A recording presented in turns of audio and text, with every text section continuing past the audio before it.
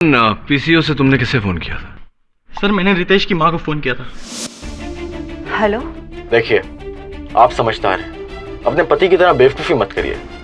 25 लाख रुपए मांगे, पहुंचा दीजिए, वरना आपका बेटा रितेश। नहीं नहीं, प्लीज मेरे बेटे के साथ कुछ मत करिएगा। मैं अभी इसी वक्त आपको पैसा पहुंचा दूंगी। आप बस बता दीजिए कि कहाँ पहुंचाना है।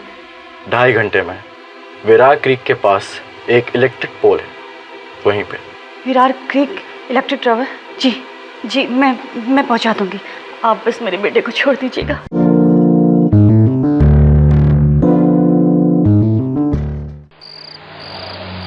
यार क्यों बार बार कॉल कर रही हो?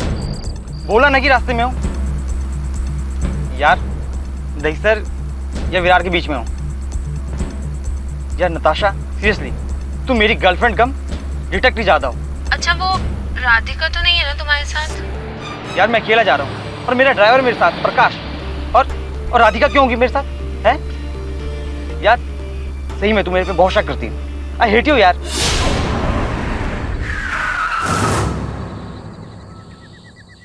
क्या हो प्रकाश? रितेश बाबू, सामने रोड पर कोई पड़ा है,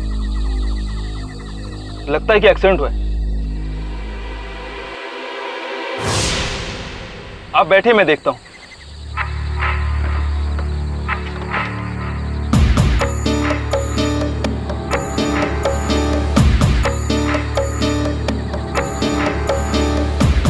देखो कौन है?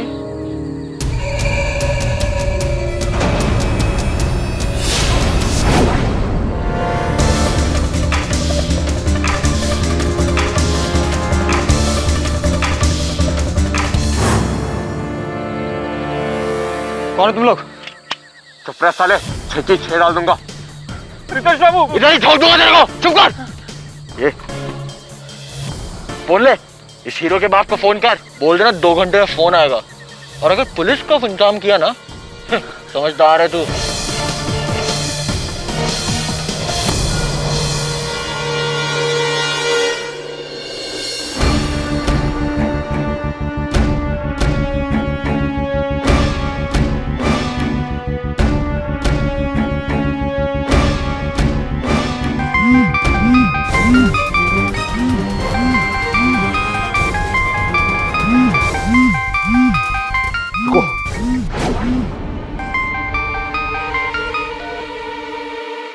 हेलो हेलो हेलो करना बंद कर। जो बोल रहा हूँ ना वो चुपचाप सुन ले। कल शाम तक अगर हमको 25 लाख नहीं पहुंचे ना तो अपने बेटे की लाश लेके जाना किसी गटर से। मेरी बात सुनो तुम। दिल्ली तक पहुंचा मेरे बेटे को हाथ भी लगाया ना तो मैं। और नाटक करना बंद कर, अभी तक जिंदा है वो। लिसन, मैं तुम्हें लास्ट वार्निंग दे रहा हूं। कब, कहाँ, कैसे, कल सुबह बता दूंगा। और हाँ, अगर पुलिस को कुछ भी पता चला ना, अपने बेटे का जिम्मेदार तू खुद होगा। फूटी कौड़ी नहीं दूंगा मैं तुम्हें। और अगर मेरे बेटे को कुछ हो गया ना तो मैं तुम्हें। हेलो, कैसे है बेटा? कहाँ है वो, बताइए ना, कहाँ है मेरा बेटा?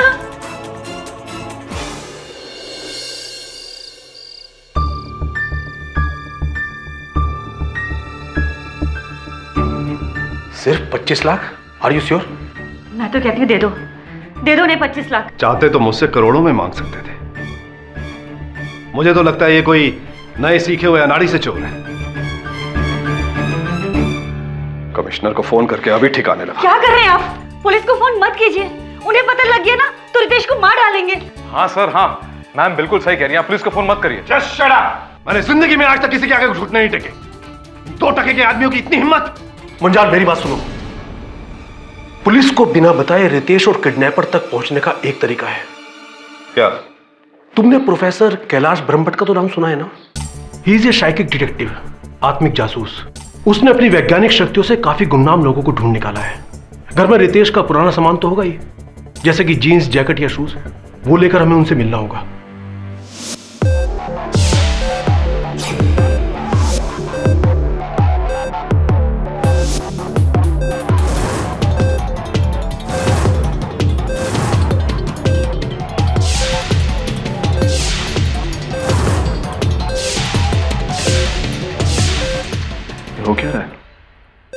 मुझे लगा हम किसी जासूस से मिलने आए हैं। ये तो कोई साइंटिस्ट सा लग रहा है। आपके बेटे का कद 5 फुट 9 इंच और वजन तकरीबन 70 किलो। हाँ। उंगलियों में अंगूठी पहनता है? जी। पुखराज। और गले में किसी मोटी धातु, सोने की चीज? जी हाँ, पर आपको ये सब कैसे पता? विज्ञान, साइंस मिस्टर मुंजाल। जिस तरह से हर इंसान की उंगलियों के अलग अलग निशान होते हैं, इसी तरह हर इंसान की अपनी एक अलग दिव्य शक्ति होती है, एक अलग सी ऊर्जा, एनर्जी, ऑरा। मतलब आपके लिए ये क्या है? जैकेट? जी। मेरे लिए ये आपके बेटे का प्रतीक है। इसमें उसकी खुशबू के अलावा उसकी ऊर्जा भी है। और इंसान अपनी ऊर्जा को अपने साथ लेकर चलता है हमेशा। मेरी सालों की मेहनत से बनाई ये ऊर्जा की मशीन उस ऊर्जा को रीड करती है और फिर उसे दुनिया भर में ढूंढती है। आपका क्या मतलब है कि आप इस जैकेट से मेरे बेटे को ढूंढेंगे? ये मशीन है कि पुलिस का कुत्ता?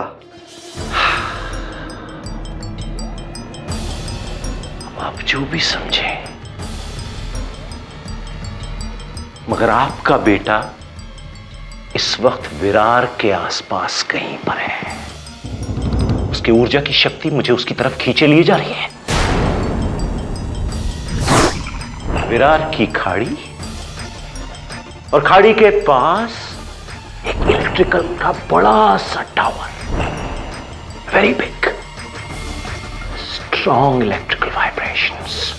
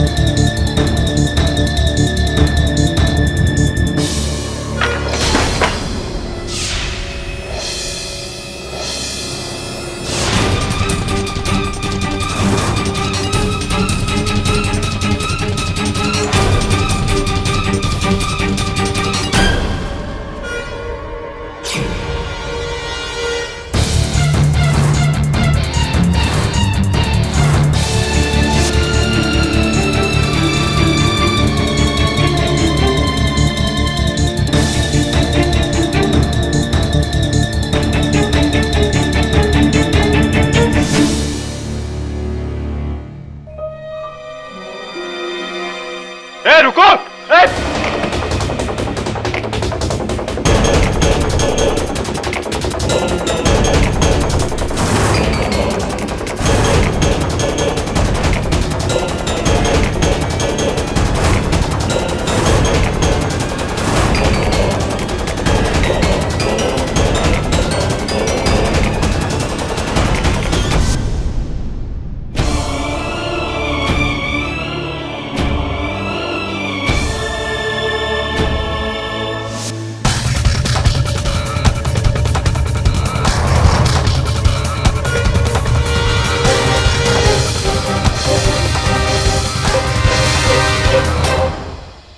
ये आपके बेटे किडनैपर। खड़े हो जाओ। आप जानते ही नहीं? जी हाँ, ये मेरे बेटे के दोस्त हैं।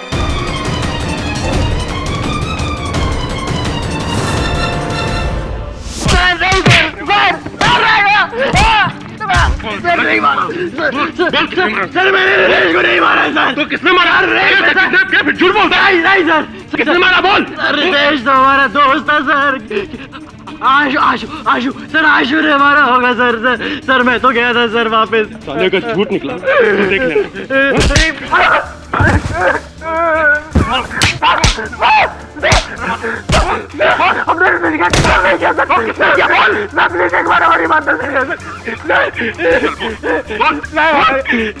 ये पूरा मिनट रितेश का था सर। हेलो, हाँ बोल रहा हूँ। ओके। अबे कौन था? यार राघव का फोन आया था, कहता है कि अगर संडे तक पैसा नहीं मिला तो उठा लेगा। यार मेरी तो बैंड बज गई है यार, कहाँ से लाऊं मैं 20 लाख? तेरे बाप के पास इतना सारा पैसा है, कब खर्च करेगा वो कंजूस देगा। अगर उसे पता भी चला ना कि किसी भाई से मैंने पैसा लिया तो खुद फोन करके कहेगा कि उठा ले मेरे बेटे को। भाई इतना पैसा, 20 लाख रुपया कहाँ से लेके आएगा तू?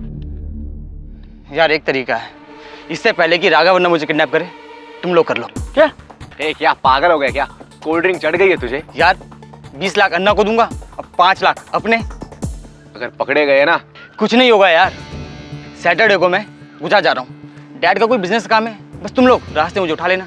देख यार, एक चांस है बस।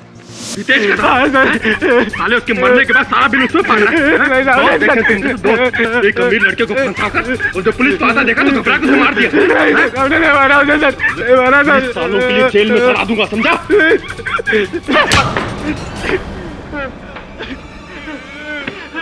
तूने मारा है रितेश को, तूने। मैं तो बता भी नहीं, बोल दे तूने मारा है।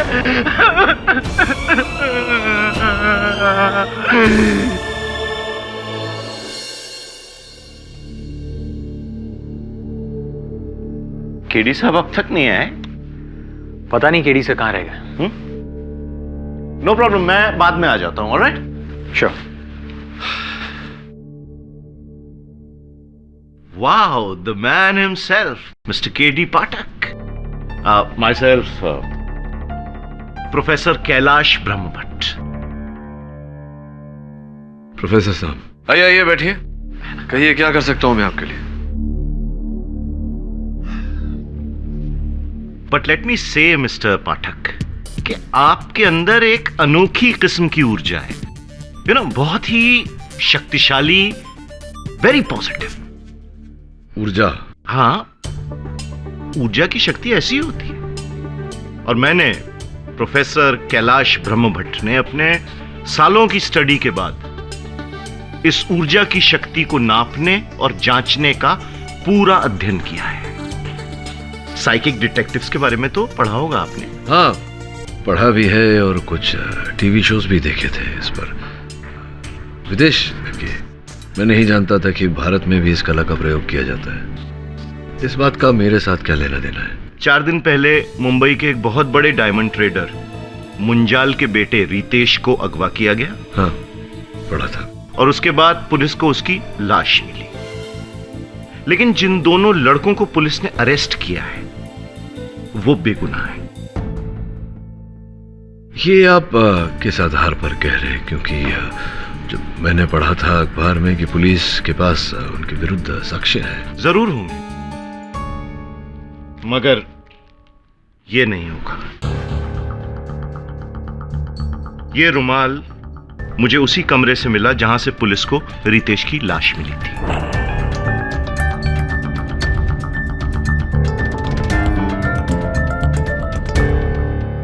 और ये ना तो रितेश का है और ना ही उन दोनों लड़कों का जिनको गिरफ्तार किया गया है। ये बात आप कैसे जानते हैं? क्योंकि इसके अंदर की जो ऊर्जा है वो उन तीनों की नहीं है, बल्कि किसी चौथे इंसान की है। एक ऐसे इंसान की जिसने रितेश मुंजाल को मारा है। क्योंकि इसमें एक बड़े नेगेटिव किस्म की ऊर्जा है, यू नो, जो नॉर्मली खूनियों की होती है। कुल मिला के आप ये कह रहे हैं कि वो जो 2 लड़के पकड़े गए हैं हत्या के आरोप में वो निर्दोष हैं। आप चाहते हैं कि मैं उनके पक्ष में ये केस लड़ूं और इस कार्य में सहायता करने के लिए आप मुझे ये रुमाल दे रहे हैं। जी हाँ, ठोस सबूत है, बट अगर आपको चाहिए तो अपनी कला के आधार पर मैं आपको इससे भी अगला ठोस सबूत दूंगा। मुझे थोड़ा समय दीजिए, but I want you to take this case. ठीक है professor Brahmbhatt, I'll see what I can do. Thank you so much. Sir मैं आपको बताता हूँ उस रात क्या हुआ था, उसके बाद आप भी समझिए कि हमने खून किया है या नहीं।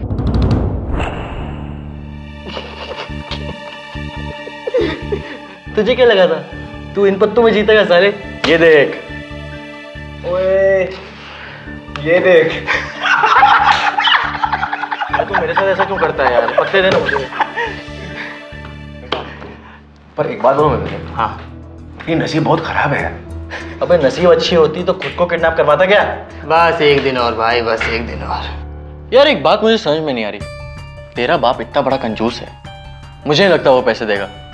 और गलती से उसने पुलिस को फोन कर दिया ना, हम दोनों की वाट लग जाएगी बस। भाई फंसना नहीं है हमको। हाँ देख डर मत, बाप नहीं तो माँ ही सही, माँ तो जल्दी पिघलेगी। ले उसका नंबर ले। अबे इसके फोन से फोन मिलाएगा? बाहर पीछे है, वहां पे जाके फोन कर। माइंड है mind, point to be noted. सही बोल रहा है भाई। और मैं एक और चीज सोच रहा हूँ, हम दोनों को घर चले जाना चाहिए, वरना पता चला हम लोग भी गायब हो गए, सबको शक हो जाएगा। सही बोल रहा है भाई। शक हो जाएगा उन्हें। माइंड है। चल चलते हैं यार, चल कल मिलते हैं। सर और फिर हम गांव के मार्केट गए और वहां के पीछे से हमने रितेश की माँ को फोन किया और कहा कि पैसे लेकर विरार के मकान में आ जाए।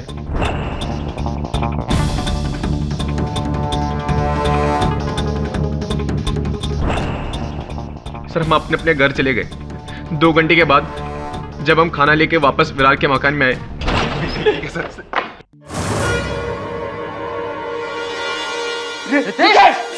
रितेश मेरे गाल में कुछ प्रॉब्लम हो जाएगी। इतना मत कर यार, सांस भी नहीं ले रहा है। रितेश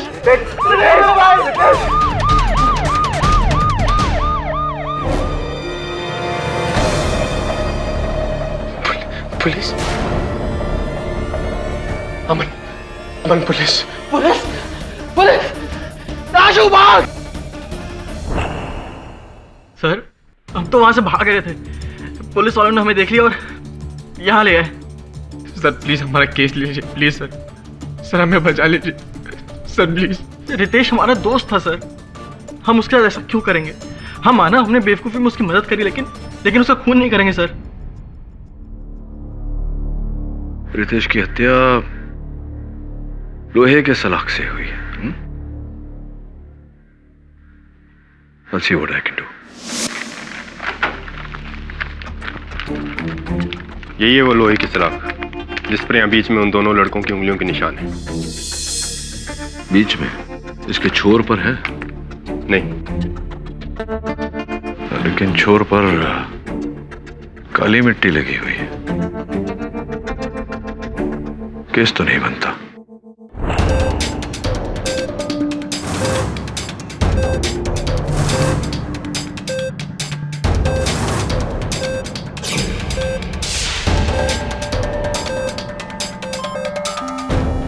हाँ,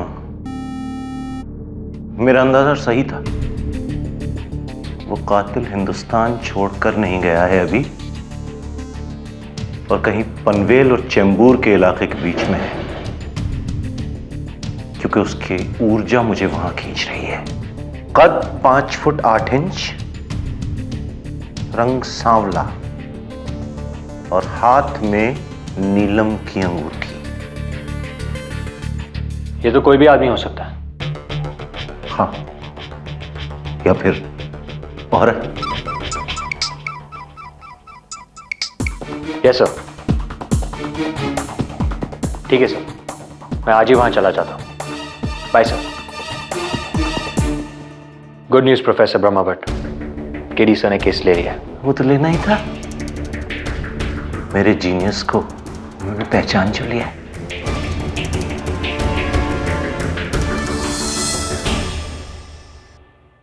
यार गणेश, कोई दूसरी जगह ड्राइवर की नौकरी हो तो बताना, मैं ये वाली छोड़ना चाहता हूँ।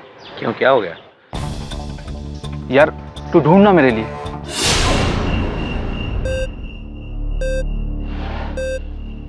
कातिल की नेगेटिव वाइब्रेशंस इस पूरे कमरे में मौजूद है। उसने यहां की लगभग हर चीज को छुआ है, लेकिन बहुत चालाक है। सारे सबूत मिटाने की कोशिश की गई है। ये सब आपको अपने इस मेटल डिटेक्टर से पता चल रहा है?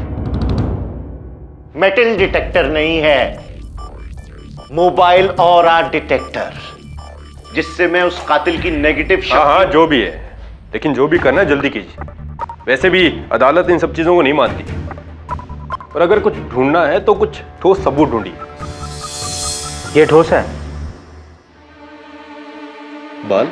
वो भी लड़की का, जबकि इस पूरे घर में सिर्फ लड़के थे। मैंने कहा था ना लड़की भी हो सकती है। I said it. Let me check. Yes, ये बाल जरूर उस कातिल का है। Very strong negative vibrations, very strong. Dave, इस बाल का डीएनए टेस्ट करवाना होगा अदालत में इस केस के जाने से पहले। ये केस बिल्कुल साफ है, इसमें शक की कोई गुंजाइश नहीं है। इस रॉड पर इन दोनों लड़कों के उंगलियों के निशान हैं। ये मिस्टर अमन लोढ़ा और ये आशु सक्सेना। ये इसकी रिपोर्ट है सर।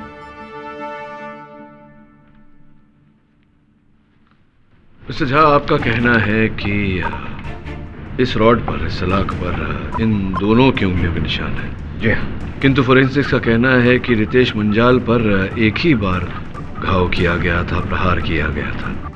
फिर इस पर दो लोगों की उंगलियों के निशान कैसे आए? दोनों ने एक साथ उठाकर तो वार किया नहीं होगा। दोनों ने बारी बारी मारा होगा ना, एक ही निशाने पे। नहीं मिस्टर झा, आप सुन नहीं रहे। फोरेंसिक्स ने ये कहा है कि वार एक ही बार हुआ है।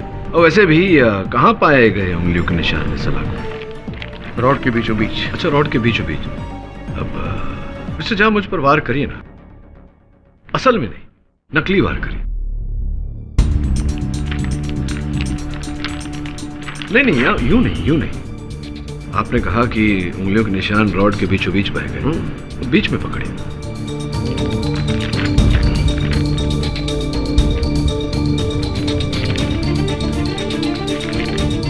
क्या वार नहीं कर पा रहे? नहीं, वो फोर्स नहीं मिल रहा है ना। फोर्स नहीं मिल रहा? हाँ, यही तो मैं भी कह रहा हूं मिस्टर झा, कि इन दोनों की उंगलियों के निशान इस रॉड पर बीचों बीच है, जिसका अर्थ ये होता है कि इन्होंने ये रॉड रितेश को मारने के लिए नहीं उठाया था।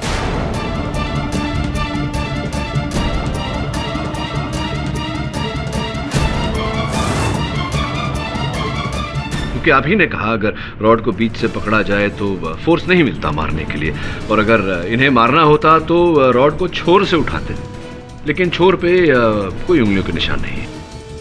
लोहे के दूसरे सिरे पर उंगलियों के निशान थे? नहीं, उंगलियों के निशान नहीं है योर ऑनर, लेकिन थे, पोंछ दिए गए योर ऑनर, इस रुमाल से, जो रुमाल प्रोफेसर ब्रह्मभट्ट को वहां से मिला। तो आप कैसे यकीन से कह सकते हैं कि इसी रुमाल से ये निशान पहुंचे गए हैं? क्योंकि इस रुमाल पर काली मिट्टी लगी हुई है, वही काली मिट्टी जो इस सलाख के छोर पर लगी हुई है, जिस सलाख से उसी कमरे में पड़ी काली मिट्टी को खोदा गया था। अब कनेक्शन बनता है या नहीं? लेकिन मिस्टर पाठक, जितना मैं जानता हूं और जितना ये पुलिस जानती है कि इन दो लड़कों ने अपने अमीर दोस्त को किडनैप किया। जब उसने भागने की कोशिश की तो इन दोनों ने इसी रॉड से उसे मार डाला।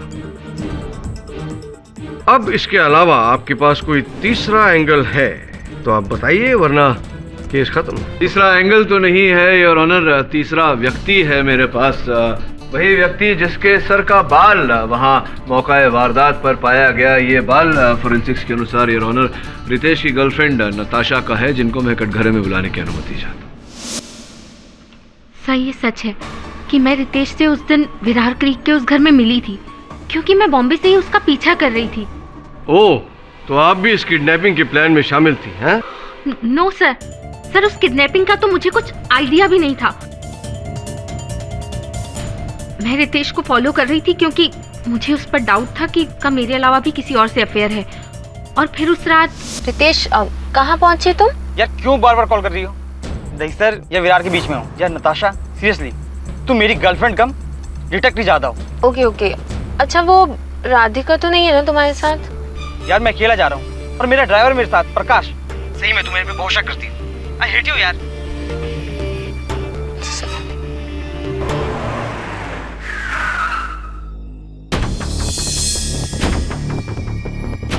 रितेश को किडनैप होते देखकर मैं बहुत घबरा गई। और फिर जब उन दोनों ने अपने मास्क हटाए तो आई वाज शॉक्ड। वो लोग रितेश के दोस्त ही थे, अमन और आशु। और फिर रितेश ने प्रकाश के कान में कुछ कहा। उसने गाड़ी से अपना सामान निकाला और उन दोनों के साथ अंदर चला गया। और फिर मैं भी उनके पीछे पीछे चली गई टू नो कि आखिर हो क्या रहा है। और फिर 5 मिनट बाद प्रकाश वहां से चला गया। उसके बाद मैं काफी देर तक अमन और आशु के जाने का वेट करती रही। कुछ देर बाद जब वो लोग चले गए और रितेश उस घर में अकेला था तो मैं उससे बात करने के लिए गई। ये कौन आ गया?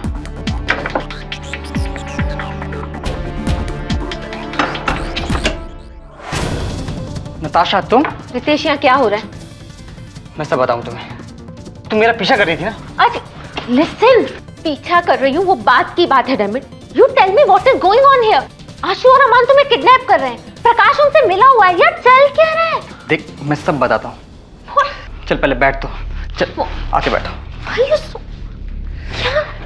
सर फिर रितेश ने वहाँ बिठाकर मुझे अपना पूरा प्लान समझाया कि वो ये सब अपने डैड से पैसे ऐंठने के लिए कर रहा था। मैं खुश नहीं थी उसकी प्लानिंग से, पर मन में एक सुकून था कि किसी और लड़की का चक्कर नहीं था। बस सर फिर उसने मुझे कन्विंस किया और मना भी लिया कि मैं ये बात किसी को नहीं बताऊं। और फिर आई प्रॉमिस्ड हिम और मैं वहाँ से चली गई। चली गई? हाँ, मुंबई अपने घर। ये बात आपने पुलिस को नहीं बताई? सर मुझे बहुत डर था कि कहीं वो लोग उल्टा मुझी पे डाउट न कर ले। मैं इसीलिए चुप रही। बट ट्रस्ट मी सर, सच यही है कि जब मैं वहाँ पर थी तो रितेश जिंदा था। उसे किसी ने मेरे जाने के बाद ही मारा होगा। ये रुमाल आपका है? नो सर, मेरा नहीं है। आपने कहा था कि आपने रितेश के ड्राइवर प्रकाश को भी वहां देखा था इनके साथ मिले हुए। साहब राम कसम, हमको उस प्लान के बारे में कुछ भी मालूम नहीं था। वो तो जब उन अगुवाइयों में से एक ने हमें फ़ोन दिया तो हमने उसके हाथों में लिपटा हुआ वो माला देख लिया। ऐसी माला तो अमन भैया पहनते। कहीं कहीं अमन बाबू, अमन भैया आप तो नहीं? अमन भैया आप? आशु भैया? फिर रितेश बाबा ने हमें प्लान बताया और हमें लालच दिया कि अगर हम चुप रहेंगे तो हमें भी 50,000 देंगे। सच कहिए तो हम लालच से ज़्यादा डर गए थे, इसलिए हम चुप रहे। ये सच कह रहा है सर। असल में प्लान ये था कि प्रकाश रितेश की किडनैपिंग में आई विटनेस बनेगा, लेकिन उसने हम दोनों को पहचान लिया, इसलिए हमें उसे भी अपने प्लान में शामिल करना पड़ा।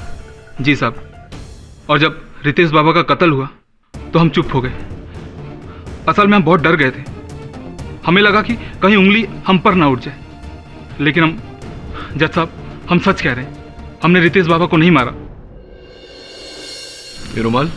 नहीं साहब, ये हमारा नहीं है, इनका होगा। इन दोनों ने ही कुछ किया होगा। मैंने नहीं, इसने।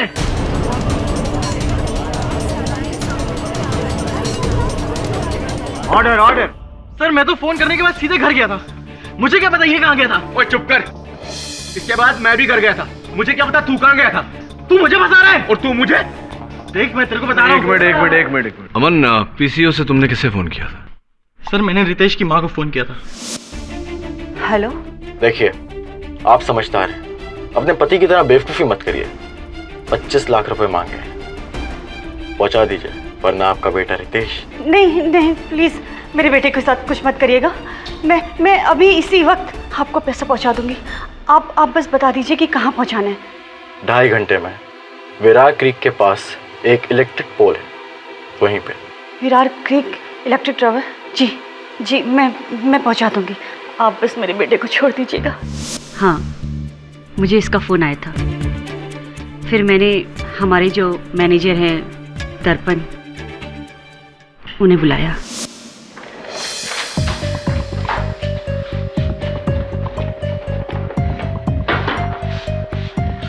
ये क्या मैम? ये पैसे अभी लेकर जाओ। मैम लेकिन सर ने तो कहा था कि नहीं करना है। उन्हें इस बात की खबर नहीं होनी चाहिए। उन्हें पता चल गया ना तो पुलिस को बुलाकर रितेश की जान और मुश्किल में डाल देंगे। उससे पहले तुम मेरे बेटे की जान बचा लो। जाओ दर्पण। ठीक है मैम, आप फिक्र मत कीजिए, मैं भी चाहता हूँ। और फिर मैडम जी के कहने पर 25 लाख रुपए का बैग लेकर मैं विरार क्रीक पहुंचा।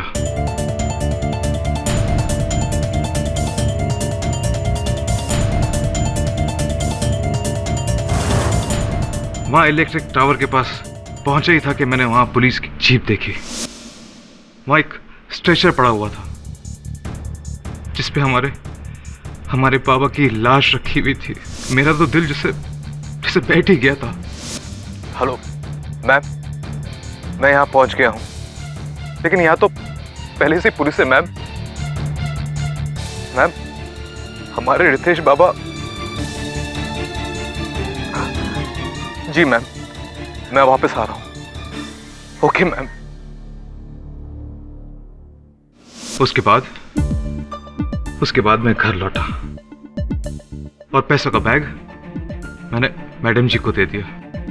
लेकिन अफसोस मैं विरार सही वक्त पर पहुंच नहीं पाया और अपने रितेश बाबा को मैं नहीं बचा पाया। और वहां ना आपने अमन को देखा, ना आशु को, न नताशा को, न प्रकाश को, किसी को नहीं देखा। जी नहीं सर। ये रुमाल?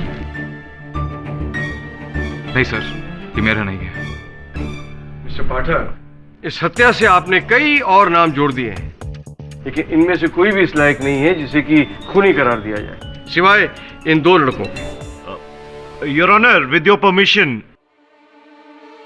मैं कुछ कहना चाहता हूँ। परमिशन ग्रांटेड, आइए।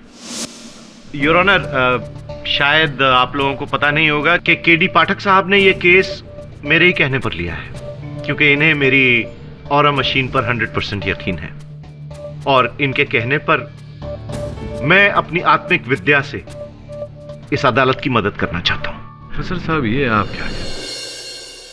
क्या कहा आपने? आत्मिक विद्या? नहीं योर ऑनर, ये बात अब तक प्रमाणित नहीं हुई। ऑफ कोर्स, प्रूवन फैक्ट है। कितने लोगों को ढूंढा है मैंने अपनी इस ऑरा मशीन के जरिए, और अगर आप इजाजत दें तो मैं अभी इसी कोर्ट में अपनी इस ऑरा मशीन के जरिए कातिल का पता लगा कर रहूंगा।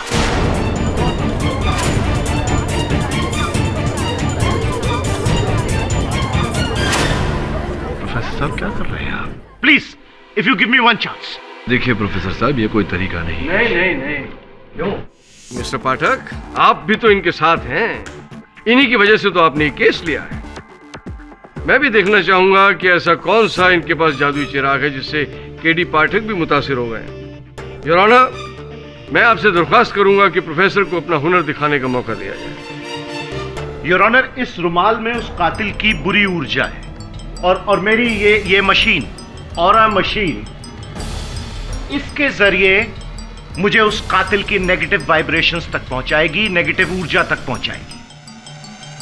और मेरी मशीन बता रही है कि वो कातिल इस वक्त इसी कोर्ट में मौजूद है।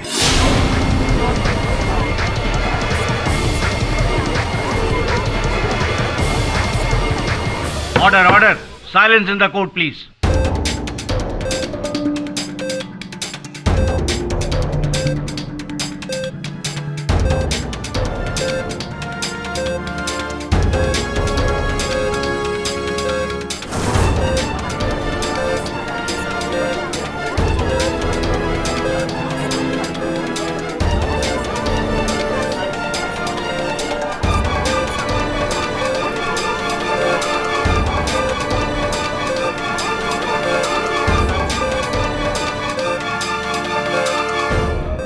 अरे ये क्या?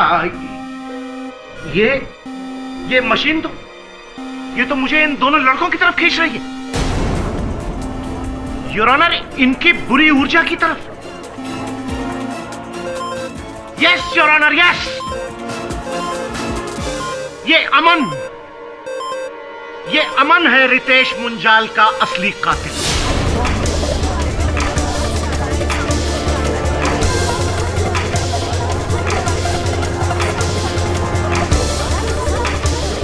Order. I am sorry, I am very sorry Mr Pathak, आप गलत थे। पुलिस सही थी शुरू से ही, मेरी ये मशीन भी एज यूजुअल। योर ऑनर, किसी तरह मेरी ये मशीन अप्रूव करवा दीजिए, फिर देखिए मैं और मुंबई पुलिस हर कत्ल का पता चुटकियों में लगा लेगी, मेरी कला का सहारा लेकर।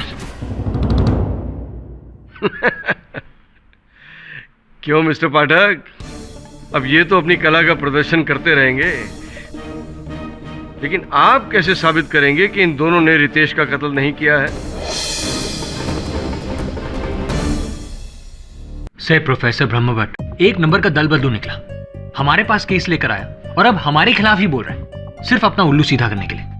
वरुण, प्रोफेसर ब्रह्मभट्ट के बोलने या न बोलने से कुछ नहीं होता।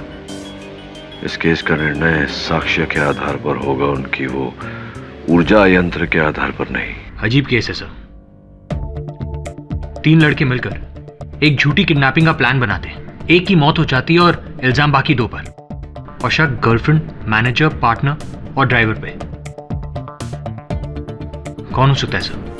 आपको क्या लगता है?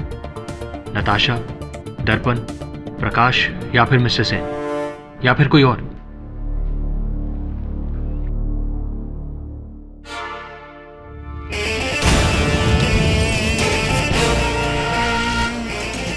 हमें किसी ऊर्जा यंत्र की आवश्यकता नहीं। सर मैं समझा नहीं। पानी के इस निशान से मुझे निशानी मिल गई है। तू जा मिसेस मुंजाल के पास, ये हमारा अंतिम अवसर होगा।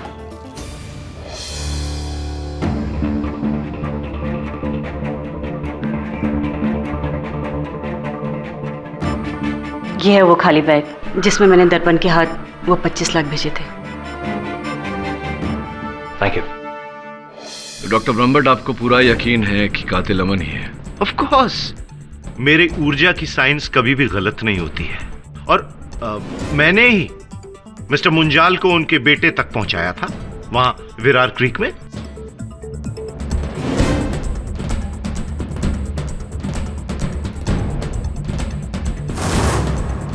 देखिए प्रोफेसर, हालांकि आपका इस केस से कोई लेना देना तो है नहीं, फिर भी आप मेरे काम में टांग अड़ा रहे हैं, इसलिए बता रहा हूं। अमन ने मिसेस मुंजाल को फोन किया था और कहा था कि रात 10:20 पर वो बैग लेके, पैसों भरा बैग लेकर के विरार पहुंच जाए इलेक्ट्रिक टावर पर। तो और ठीक 10 मिनट बाद मिस्टर मुंजाल और उनके business partner mister Shamik Sen professor Brahmbhatt के पास गए। क्यों मिस्टर सेन?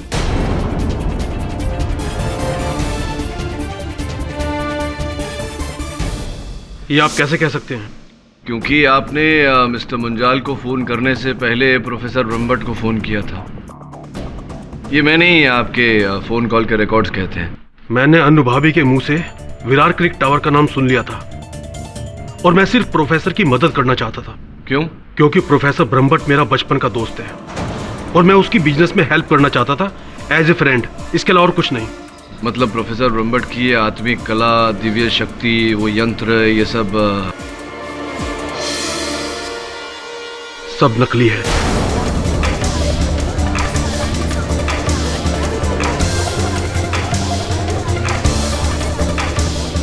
योर ऑनर, ये मेरी काबिलियत पर कीचड़ उछाल रहा है। वो डिब्बे की मशीन नहीं है, टीन के डिब्बे की। मेरी कला है, मेरी काबिलियत, जिसको एक दिन मैं प्रूफ करके दिखाऊंगा। ऑर्डर, आप बैठ जाइए। ये मेरे पास क्यों आए थे केस लेकर? क्योंकि प्रोफेसर ब्रह्मभट्ट पब्लिसिटी का भूखा है। वो जानता था कि ये केस आपके पास आएगा तो आपके कंधे पर रखकर उसको फ्री की पब्लिसिटी मिल जाएगी। केस सोल्व आप करेंगे और वो लोगों को बताएगा कि उसने ये केस सोल्व किया है, जबकि उसका असली मकसद सिर्फ यही था, किसी भी तरह अपनी नकली टीन के डिब्बे को कानूनी मान्यता दिलवाना, इसके अलावा और कुछ नहीं। आप अपने इस आत्मिक कला को प्रमाणित कीजिए। मैं अदालत में यह प्रमाणित कर देता हूं कि असल हत्यारा कौन है। योर ऑनर, मैं मिस्टर मुंजाल के मैनेजर दर्पण जी को कटघरे में बुलाने की अनुमति चाहता हूं। इजाजत। यही बैग था दर्पण जी, जिसमें रुपए लेकर आप उस रात रितेश जी के अपहरणकर्ताओं के पास गए थे विरार। जी सर। मिस्टर पाठक, इस बैग का रितेश के कत्ल से क्या ताल्लुक है? लेना देना ये है कि आपने कहा था कि आप वहां पहुंचते ही बैग लेकर लौट गए थे। आप कमरे के अंदर गए नहीं थे, ऐसा आपने पुलिस को कहा। अदालत में भी यही बात कही। जी मैं वहीं से लौटा। आपको पता है कि वहाँ जिस कक्ष में रितेश जी को बंद करके रखा गया था, जहाँ उन्हें मारा गया, वहाँ अंदर काम चल रहा था, जिसके कारण काली मिट्टी वहाँ पड़ी हुई थी। वही काली मिट्टी जो इस सलिए के छोर पे लगी थी, और वही काली मिट्टी यहाँ देखिए इस बैग के नीचे लगी है।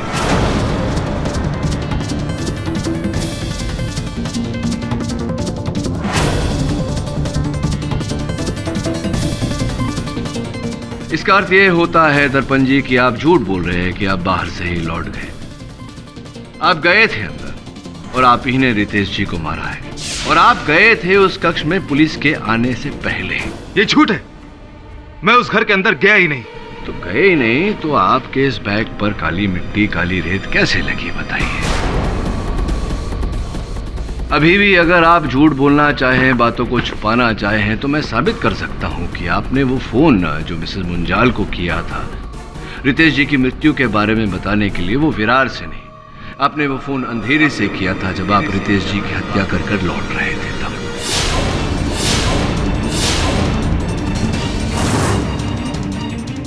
अभी भी झूठ बोलना चाहेंगे या सत्य बताएंगे? हाँ, मैंने बाबा को मारा है।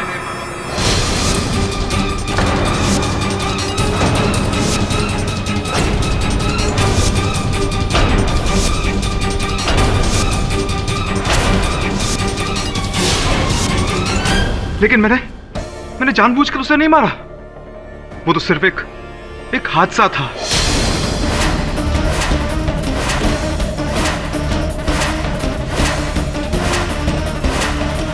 जब मैं बैग लेकर उस घर में पहुंचा तो मैंने बाबा और नताशा की सारी बातें सुन ली थी, और झूठी प्लानिंग का मुझे पता चल गया था।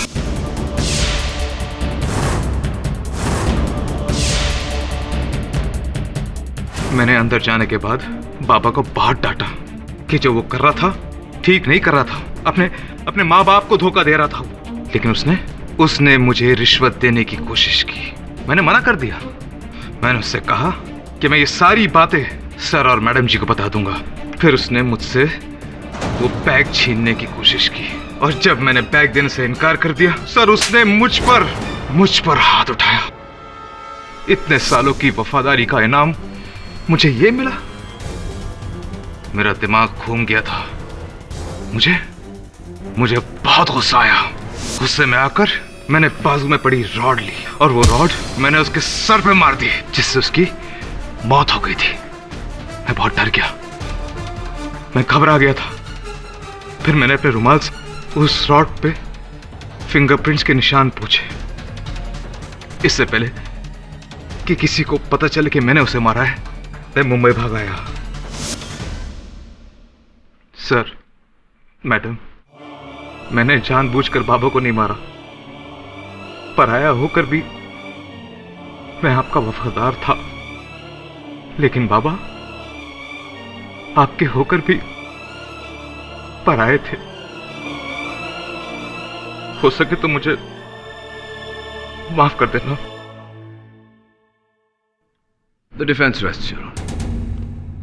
ये अदालत दर्पण कुमार को रितेश मुंजाल के कत्ल के जुर्म में दोषी पाते हुए फौरन गिरफ्तार करने का हुक्म देती है, और आशु सक्सेना और अमन गिल लोधा को इस केस से बाइज्जत बरी करती। The case is closed.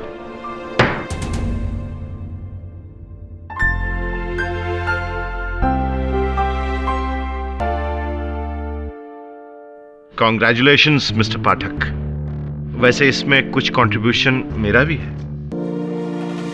वो रुमाल मैंने ही ढूंढा था। Of course. आज भले ही आपने मेरी इस कला को ढोंग समझा हो, एक दिन मेरी ये ऑरा मशीन हर क्राइम का जवाब होगी। ठीक है, तब तक इस कार्य के लिए अदालत है ना।